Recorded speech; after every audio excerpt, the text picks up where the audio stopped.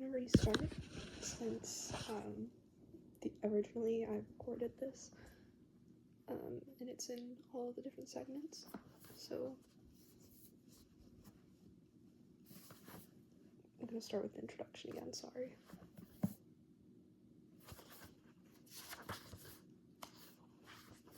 There's also about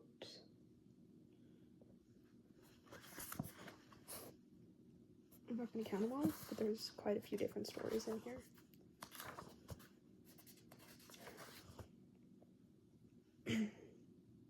Oh gosh, really dry skin. Okay, hold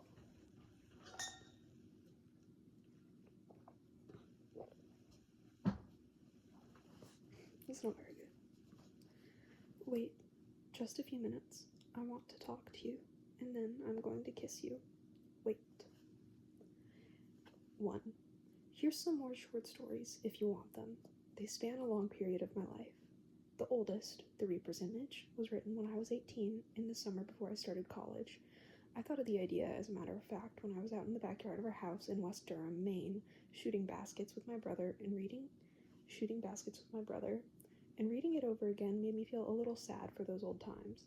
The most recent, The Ballad of the Flexible Bullet, was finished in November of 1983.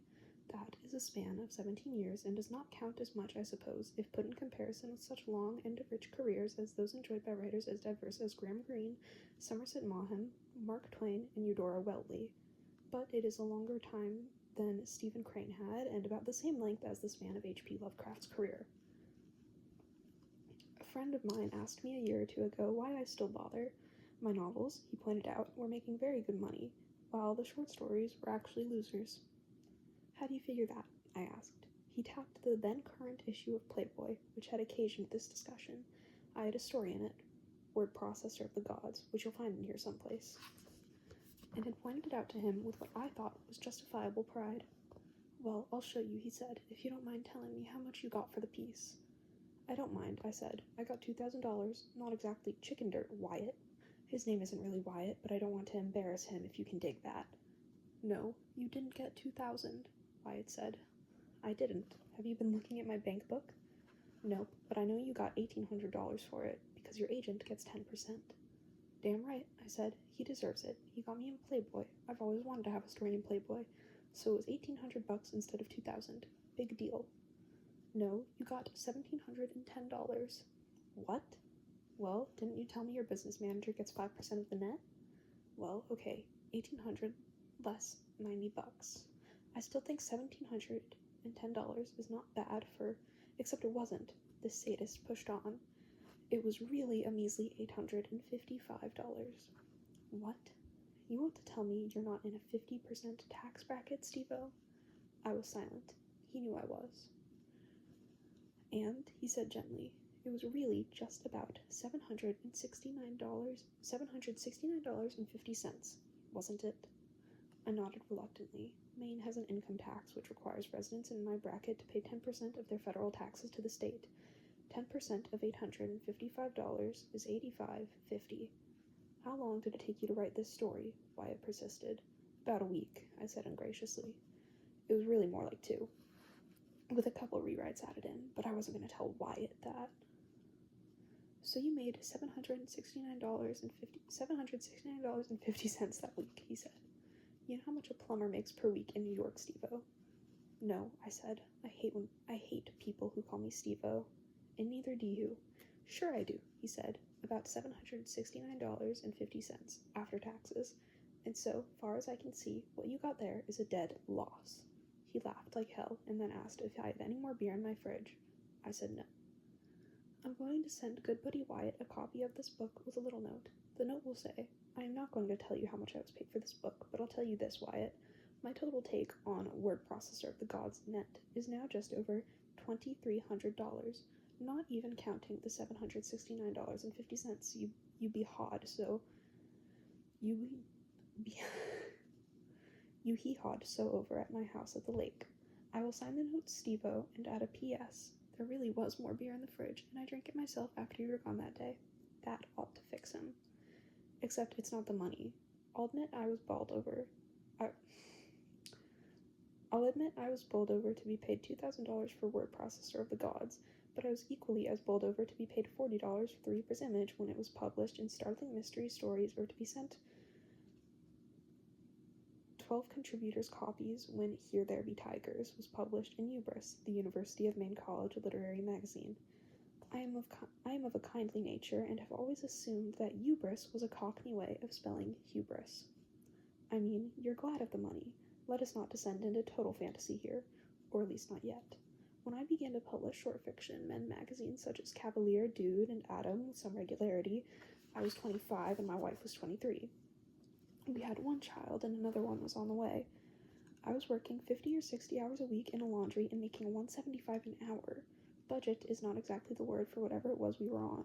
It was more like a modified version of the Baton Death March. The checks for those stories, on publication, never on acceptance, always seemed to come just in time to buy antibiotics for the baby's ear infection or to keep the telephone in the apartment for another record-breaking month. Money is, let us face it, very handy and very heady, as Lily Kavanaugh says in The Talisman, and it was Peter Straub's line, not mine.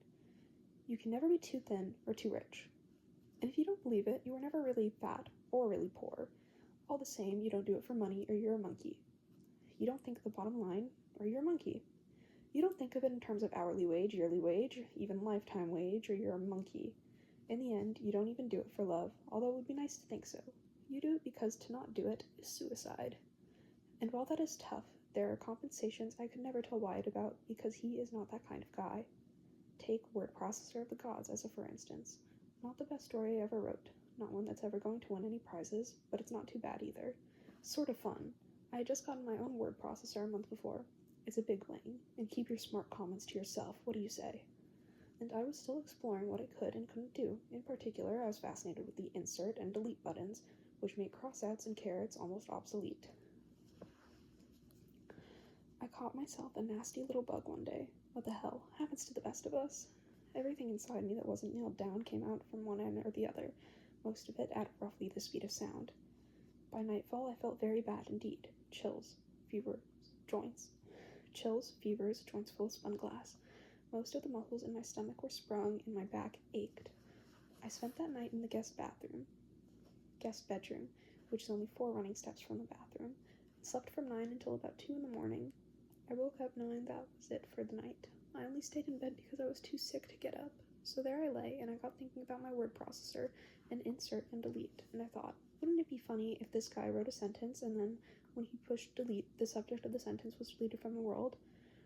That's the way just about all of my stories start. Wouldn't it be funny if, and while many of them are scary, I never told one to people, as opposed to writing it down, that didn't cause at least some laughter, no matter what I saw as the final intent of that story. Anyway, I started imaging on delete to begin with, not exactly making up a story so much as seeing pictures in my head. I was watching this guy, who's always to me just the I guy, until the story actually starts coming out in words when you have to give him a name. Delete pictures hanging on the wall, and chairs in the living room, in New York City, and the concept of war. Then I thought of having him insert things and having those things just pop into the world. Then I thought, so give him a wife that's bad to the bone, and he can delete her, maybe, and someone else who's good to maybe insert. And then I fell asleep again, and the next morning I was pretty much okay again. The bug went away, but the story didn't. I wrote it, and you'll see it didn't turn out exactly as the foregoing might suggest, but then they never do. I don't need to draw you a picture, do I? You don't do it for money, you do it because it saves you from feeling bad. A man or woman able to turn his or her back on something like that is just a monkey, that's all. The story paid me by letting me get back to sleep when I felt as if I couldn't. I paid the story back by getting it concrete, which it wanted to be. The rest is just side effects. I hope you'll like this book, constant reader.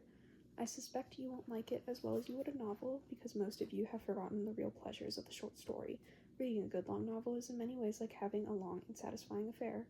I can remember commuting between Maine and Pittsburgh during the making of Creepshow, and going mostly by car because of my fear of flying, coupled with the air traffic controller strike and Mr. Reagan's subsequent firing of the strikers. Reagan, it appears, is really only an ardent unionist if the unions in question are in Poland. I had a reading of The Thornbirds by Colleen McCullough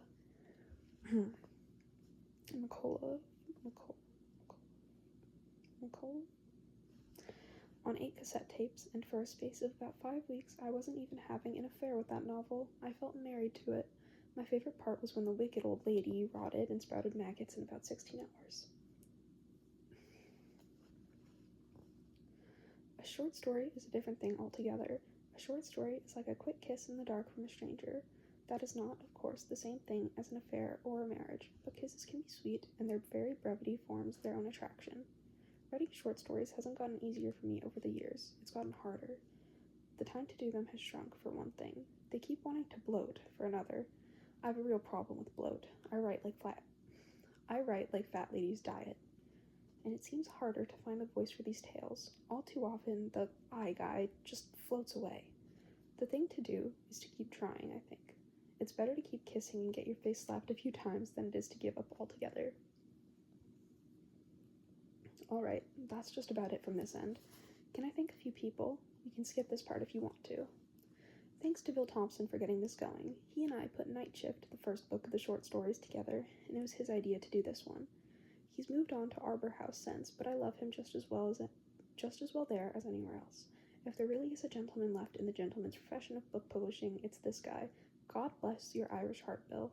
Thanks to Phyllis Gran at Putnam for taking up the slack. Thanks to Kirby McCauley, my agent, another Irishman, who sold most of these and who pulled the longest of them, the mist, out of me with a chainfall. This is starting to sound like an Academy Awards acceptance speech, but fuck it. Thanks are due to magazine editors as well. Kathy Sagan at Redbook, Alice Turner at Playboy, Nye Wilden at Cavalier, the folks at Yankee, to Ed Furman, my man, at Fantasy and Science Fiction. I owe just about everybody, and I could name them, but I won't bore you with any more. Most thanks are to you, constant reader, just like always, because it all goes out to you in the end. Without you, it's a dead circuit. If any of these do it for you, take you away, get you over the boring lunch hour, the plane ride, or the hour in detention hall for throwing spitballs, that's the payback. Okay, commercial's over. Grab onto my arm now. Hold tight. We are going into a number of dark places, but I think I know the way. Just don't let go of my arm. And if I should kiss you in the dark, it's no big deal. It's only because you are my love. Now listen. April 15th, 1984, Bangor, Maine.